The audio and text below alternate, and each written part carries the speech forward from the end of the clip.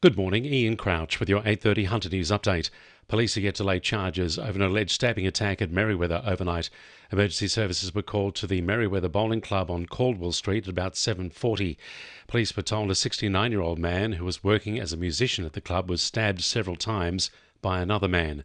He was treated by a doctor prior to the arrival of paramedics and is now in a serious but stable condition in hospital with wounds to his chest and back. About 1:40 this morning, detectives arrested a 53-year-old man.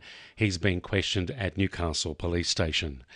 Police say a man was allegedly assaulted by intruder Bradley Buchholz after he broke into the man's home on Manuel Street on Saturday morning. The alleged attack left a 34-year-old man with serious head injuries. 51-year-old Bradley Buchholz, who was known to the man, has been charged with several offences, including reckless wounding. He faced the bail court yesterday, where bail was formally refused. He'll face court again next month. Newcastle Lord Mayoral candidate Charlotte McCabe is looking to open up council's decision-making processes to the public. She acknowledged the work council's current community engagement team is doing, but wanted them to take the next step in interaction.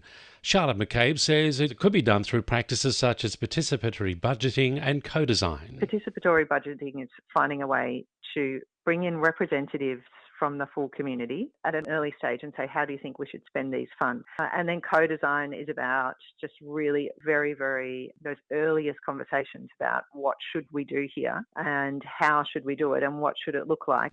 The Environment Protection Authority says water samples and fish carcasses will undergo testing to try and determine what caused a fish kill event in the Hunter River at Mount Thorley.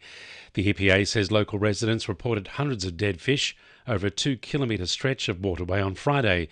It's close to mining activity and industrial estates. It's expected water sample analysis results will be available in about 7 days, with the fish sample testing results unlikely to be known for around 3 weeks. The state government's updated coal strategy is set to provide clarity for those currently working within the Hunter's mining industry. A key aspect of the revised strategy requires mining operations to continue reducing and mitigating emissions.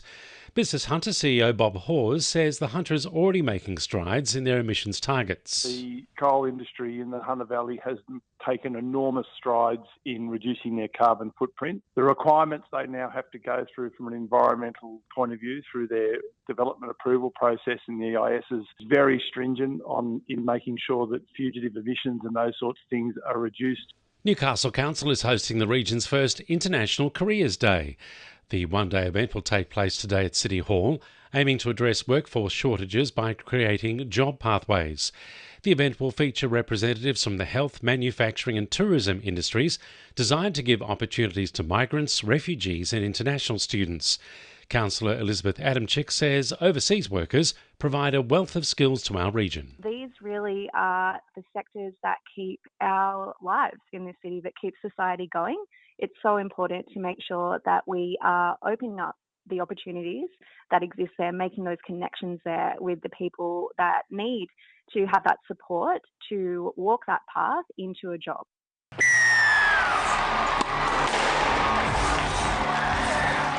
2NURFM Sport. The Jets have returned to their winning ways following a close 2-1 win over Sydney FC yesterday.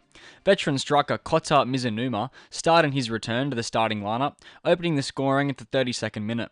Coach Mark Milligan says he's proud of the way Mizunuma has responded to his injury setbacks this season. He looks after and leads the young boys very well, but he had a few setbacks, obviously a big hamstring injury on the eve of the season, and he had to work extremely hard to get back in, but he stayed so professional and worked hard for this moment today. The Knights have been handed the first loss of the 2026 NRL season, falling to the Warriors 38-12 at home on Saturday. The losses of stars Kalen Ponga, Dylan Brown and Fletcher Sharp were all felt this game, with the team struggling to generate points. And Stockton are this year's district cricket champions. The Seagulls finished 7 for 251 after 87.1 overs, successfully chasing down Wallsend's day one target of 8 for 248. The win marks the club's first grand final win since the 2021-22 season. That's sport. I'm Charlie Proudlock. And the winning numbers in Weekend Lotto are 11, 16, 20, 27, 43 and 45, and the supplementaries are 22 and 39. And now you're up to date with the latest 2NURFM Hunter News.